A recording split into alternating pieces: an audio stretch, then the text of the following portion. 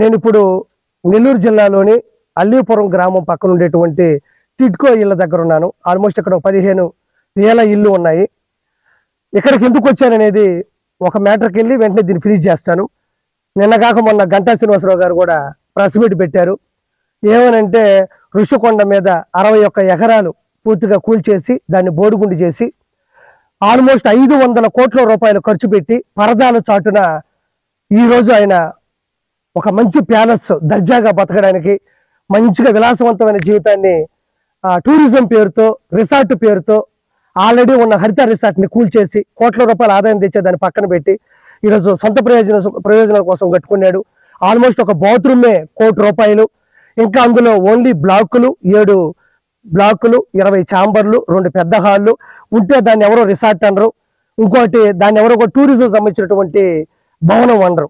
ఎందుకంటే టూరిజం అంటే 1,000-2,000 ఇల్లు ఉంటాయి. ఎందుకంటే 500 కోట్లు ఖర్చు పెట్టారు కాబట్టి. అంటే ఈ 5 సంవత్సరాల పరదాల మాటున దాన్ని అంత విలాసవంతంగా కట్టాల్సిన అవసరం ఏముంది? అంటే ఋషికొండను కూడా బోడిగుండు చేసి ప్రభుత్వ సొమ్ముని ప్రజల సొమ్ముని దుర్వినియోగం చేసి అవినీతి చేసి ఆ వ్యక్తి అక్కడ కొండ మీద అంటే సప్త ఋషుల యొక్క కొండ వైజాగ్కి ప్రకృతి వనరులు ప్లస్ ఆకర్షణీయమైంది బీచ్తో పాటు ఉండే దాన్ని కూడా దుర్వినియోగం చేశాడు. సో ఇప్పుడు నిన్న చూస్తే అది నివ్వెరపోయారు. అంటే దీనికి దానికి రిలేషన్ ఏంటంటే మొదటగా ప్రజావేదికను కూల్చాడు, తర్వాత ఋషికొండని కూల్చేసి కట్టుకున్నాడు. దాంతోపాటు ఎవరికి వెలుగులోకి రానిది ఏంటి అంటే మొత్తం మీద మన ఆంధ్రప్రదేశ్లో లక్షల టిడ్కో ఇళ్ళు ఉన్నాయి. చంద్రబాబు గారు బడుగు బలహీన వర్గాల వారికి పేద ప్రజలకి వాళ్ళకి రోడ్డు పక్కన పడుకోకుండా కనీస సదుపాయాలు ఉండి ఆడవాళ్ళ మానాలకి రక్షణగా ఉండేటట్టు మంచిగా 500 రూపాయలతో 25,000 రూపాయలతో తక్కువ డబ్బులతో తీసుకొని ఏదో ఇల్లు కట్టాడు. అలానే అల్లీపురం దగ్గర 15,000 ఇల్లు పైచులుకున్నాయి. వాటిల్లో 100% అయిపోయినట్టున్నాయి. వెనక చూస్తే 90% అయిపోయినట్టున్నాయి, 10% అయినట్టున్నాయి. అన్నిటినీ కూడా ఆ రోజు ప్రభుత్వం నుంచి పక్కకెళ్ళిన తర్వాత వైఎస్ఆర్సీపీ గవర్నమెంట్ వచ్చిన తర్వాత కేవలం ఇవి మేము కట్టామని చెప్పుకోవడానికి 300 కోట్ల రూపాయల పైచీలకు కలర్లకి అంటే వైఎస్ఆర్సీపీ గవర్నమెంట్కి వేసే కలర్లకి ప్రభుత్వ కార్యాలయాలకు వేసే కలర్లకి ఖర్చు పెట్టారు తప్ప కనీసం ఒక డ్రైనేజ్ కానీ ఒక నీటి సదుపాయం కానీ ఒక జేసీబీ పెట్టి ఆ మట్టిని దోపించడం కానీ ఈ రోజు లోపలికి వెళ్తే ఆ రోజు కట్టింది తప్ప ₹1 కూడా పెట్టుబడింది లేదు. సెంట్రల్ గవర్నమెంట్ ఇచ్చిన డబ్బులు కూడా సొంత లాభాలకి నిధుల్ని పక్కకి జరపడం జరిగింది.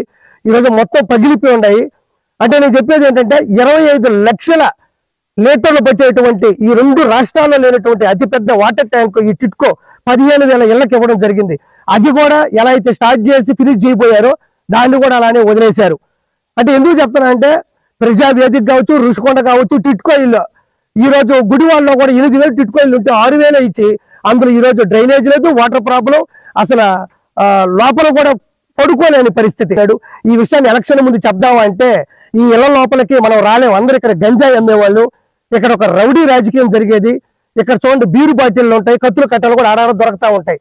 ఇప్పుడు ఎందుకు చెప్తున్నాం అంటే ఇప్పుడు ప్రభుత్వం వచ్చేది కంటే భయపడకుండా వచ్చి చెప్తున్నాను. ఇంకోటి ఏంటంటే ఇప్పుడు అవినీతి అనేది అన్ని క్రాఫ్ట్లు అన్ని విభాగాల్లో జగన్మోహన్ రెడ్డి చేశాడు కాబట్టి ఇవి కూడా అతి తక్కువ సమయంలోనే చంద్రబాబు గారు వీటిని మళ్ళీ తిరిగి మంచి సదుపాయాలతో ఇవ్వడం జరుగుతుంది.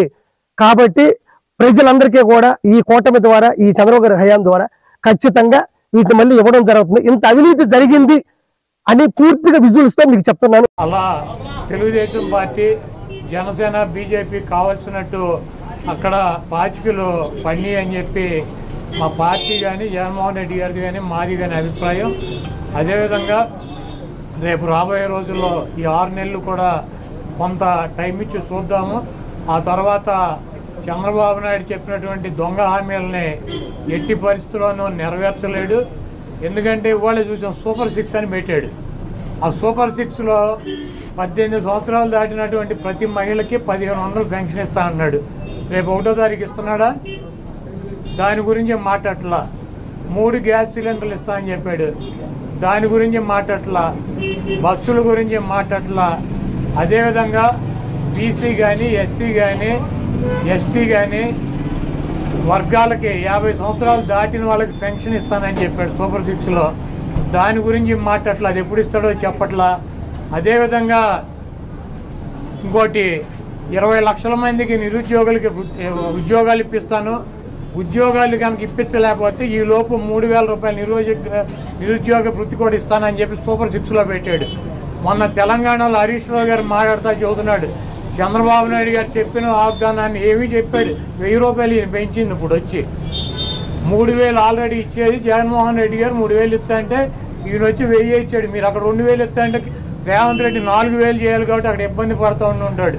ఇంకా ఈయన సూపర్ 6 అని చెప్పి ప్రతి మహిళకి 1,500 రూపాయలు ఇస్తాడు 18 సంవత్సరాలు దాటిన వాళ్ళకి. మరి ఆ వాగ్దానం ఎప్పుడు చేస్తాడు? రేపు 1వ తారీఖు ఇవ్వరా?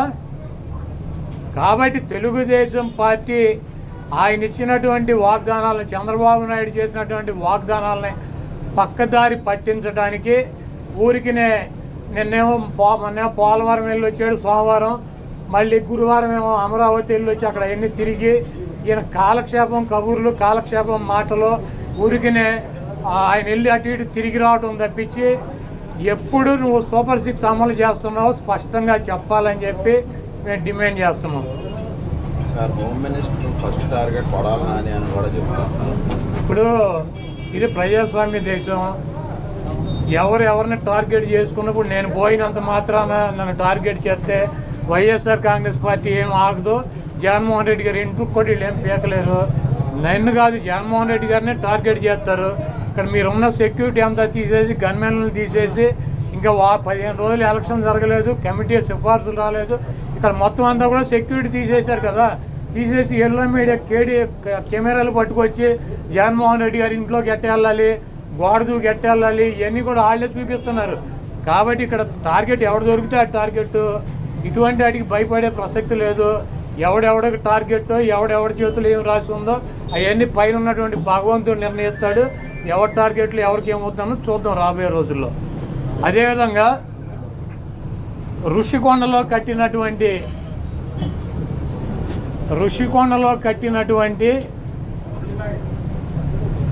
పర్యాటక కేంద్రంలో కట్టినటువంటి భవనాలనే ఈ సిగ్గు ఎగ్గు లేనటువంటి తెలుగుదేశం పార్టీ, ఈ సిగ్గు ఎగ్గు లేనటువంటి ఎల్లో మీడియా అది జగన్మోహన్ రెడ్డి గారి నివాసం అని చెప్పి చూపిస్తున్నారు 3 రోజుల నుంచి. వెళ్ళి జగన్మోహన్ రెడ్డి గారు అక్కడ నివాసం ఉన్నాడా? జగన్మోహన్ రెడ్డి గారు 2014 నుంచి 19 దాకా ప్రతిపక్ష నాయకుడిగా ఉన్నాడు. ఆయన కార్యాలయం లోటస్ పాండ్, ఇల్లు లోటస్ పాండ్. ఆయన లోటస్ పాండ్ హైదరాబాద్ నుంచే ప్రతిపక్ష నాయకుడికి ఉన్న 5 సంవత్సరాలు నడిపాడు. ముఖ్యమంత్రి అయిన తర్వాత 5 సంవత్సరాలు ఈ తాడేపల్లిలో ఉన్నటువంటి ఇల్లు, క్యాంప్ ఆఫీస్ ఇక్కడి నుంచే నడిపాడు ఆయన కార్యాలయాన్ని కానీ ఇంటిని కానీ. జగన్మోహన్ రెడ్డి గారి రక్తంలో లేదు. ప్రభుత్వం కట్టించినటువంటి ఇళ్లలో ఉండటం కానీ, ప్రభుత్వం కట్టించినటువంటి గెస్ట్ హౌస్లో ఉండేటువంటి కర్మ జగన్మోహన్ రెడ్డి గారికి పట్టల. జగన్మోహన్ రెడ్డి గారు వైజాగ్లో సొంత ఇల్లు కట్టుకున్నాక అక్కడ షిఫ్ట్ అవుతాడు. అంతేగాని టూరిజం ప్లేస్లో కట్టినటువంటి ఆ హౌస్లో జగన్మోహన్ రెడ్డి గారు వెళ్తాడని చెప్పి ఎవడు చెప్పాడు వీళ్ళకి, వెధవులకే? అది జగన్మోహన్ రెడ్డి గారి కోసం కట్టించుకున్నటువంటి ఇల్లు అని చెప్పి రకరకాలైనటువంటి కథనాలు రాస్తున్నారు. అది ఒక అంతర్జాతీయ రాజధానిగా తీర్చిదిద్దాలన్నదే వైఎస్ఆర్ కాంగ్రెస్ పార్టీ లక్ష్యం. దాన్ని రాజధాని చేయాలన్నదే ఆ రోజు నిర్ణయించుకున్నాం. కాబట్టి అక్కడ ఇంటర్నేషనల్ సెమినార్లు జరుగుతున్నాయి. అనేక మంది ఇంటర్నేషనల్ సంబంధించినటువంటి దేశ విదేశాల నుంచి అనేక మంది పారిశ్రామికవేత్తలు వస్తున్నారు. కనీసం వాళ్ళకి సౌకర్యం ఉండటానికి అవకాశం లేనటువంటి పరిస్థితి ఉంది. కాబట్టి ఉత్తరాంధ్రలో ఉద్దానంలో దాదాపు 700 కోట్ల రూపాయలు పెట్టి హాస్పిటల్ కట్టించారు కిడ్నీ పేషెంట్ల కోసం అని చెప్పి. అదేవిధంగా విజయనగరం కావచ్చు, లేదా పార్వతీపురం కావచ్చు, ఉత్తరాంధ్రలోనే 650 కోట్ల రూపాయలు పెట్టి ఒక్కొక్క మెడికల్ కాలేజీ కట్టించారు. అదేవిధంగా టూరిజం ప్లేస్లో అంతర్జాతీయ సంస్థలు కానీ వ్యక్తులు కానీ వచ్చినప్పుడు అక్కడ ఒక విధి ఉండాలని చెప్పి ఒక మంచి భవనాన్ని నిర్మిస్తే 7 బిల్డింగులు అయ్యి, ఒక బిల్డింగ్ కాదు 7 బిల్డింగుల్లో జగన్మోహన్ రెడ్డి గారు ఉండరు. 7 బిల్డింగులు కట్టారు. ఆ 7 బిల్డింగుల్లో 7 బ్లాకుల్ని చూపించేది జగన్మోహన్ రెడ్డి గారు 450 కోట్ల రూపాయలు పెట్టి ఇల్లు కట్టుకున్నారని చెప్పి ఈ దుర్మార్గమైనటువంటి ప్రచారం చేస్తున్నారు. ఇవన్నీ కూడా ప్రజలు గమనిస్తారు. చంద్రబాబు నాయుడుకి ఇచ్చినటువంటి వాగ్దానాలు నెరవేర్చలేక నీకు సూపర్ 6లో పెట్టినటువంటి వాగ్దానం 1,500 రూపాయలు ఇస్తానని చెప్పావా, చెప్పలేదా? 18 సంవత్సరాలు దాటిన వాళ్ళకి రేపు 1వ తారీఖు నీకు దమ్ముంటే 20 లక్షల మంది నిరుద్యోగులకు 3,000 ఇస్తానని చెప్పావు లేదా? దాని గురించి చెప్పండి. నువ్వు దొంగ వాగ్దానాలు చేసి అధికారంలోకి వచ్చావు, నువ్వు దాని గురించి మాట్లాడండి ముందు.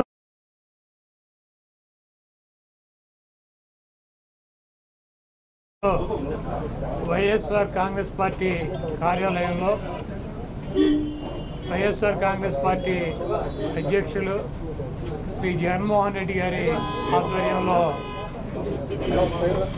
175 నియోజకవర్గాల్లో పోటీ చేసినటువంటి అభ్యర్థులతో సమావేశం ఏర్పాటు చేయడం జరిగింది. ఈ సమావేశంలో జగన్మోహన్ రెడ్డి గారు కొన్ని నిర్ణయాలు తీసుకుని మనకి 1,33 లక్షల మంది ఓటు వేశారు. అదేవిధంగా పార్టీ కోసం గ్రామ స్థాయిలో కానీ, వార్డు స్థాయిలో కానీ, విలేజ్ స్థాయిలో కానీ నాయకులు, కార్యకర్తలు అనేక వేల మంది, లక్షల మంది పనిచేశారు. వాళ్ళందరినీ కూడా కాపాడుకోవాల్సినటువంటి బాధ్యత మనదే.